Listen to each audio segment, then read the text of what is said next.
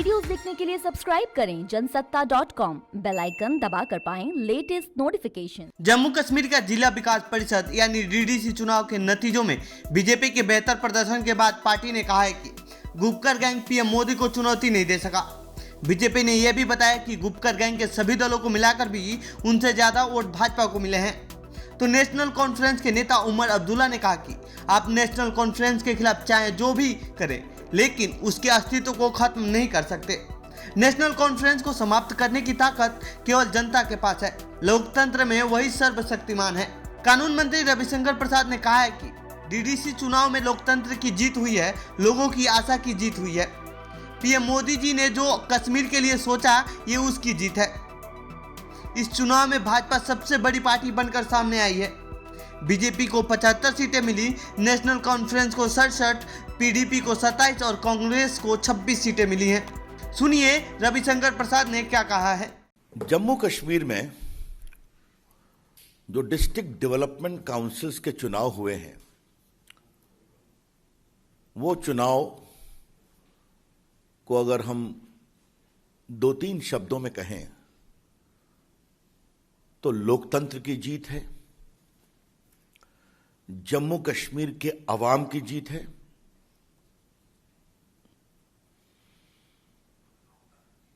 आशा की जीत है, victory of hope.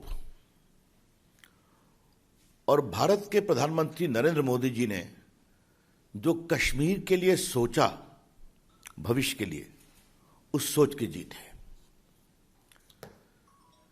The election results of the District Development Council of Jammu and Kashmir is the victory of hope, is the victory of democracy, is the victory of the people of Jammu and Kashmir. वहीं national conference के नेता उमर अब्दुल्ला ने पलटवार करते हुए कहा है कि जो भी साजिशें रचें, आप कभी भी हमें मिटाने में कामयाब नहीं होंगे।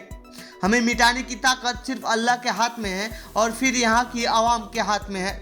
करिए अपना प्रोपेगेंडा, बताइए दुनिया को अपना झूठ। कभी न कभी तो आपका झूठ झूठ साबित होगा। सुनिए उमर अब्दुल्ला ने क्या कहा है। आप कभी हमें मर मिटाने में कामयाब नहीं होंगे। हमें मर मिटाने की ताकत आपको नहीं दी गई है। हमें मर मिटाने की ताकत सिर्फ और सिर्फ पहले अल्लाह ताला के हाथ में है और फिर उसके बाद यहाँ के आवाम के हाथ में है। करिए अपनी साजिशें, करिए अपना प्रोपेगेंडा, बताइए लोगों को, दुनिया को झूठ। कभी ना कभी तो आपका झूठ झूठ ही साबित होगा। लेकिन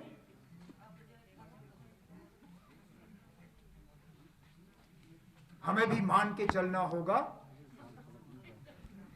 कि कुछ जगहों में जमात में कुछ बुनियादी कमजोरियां हैं।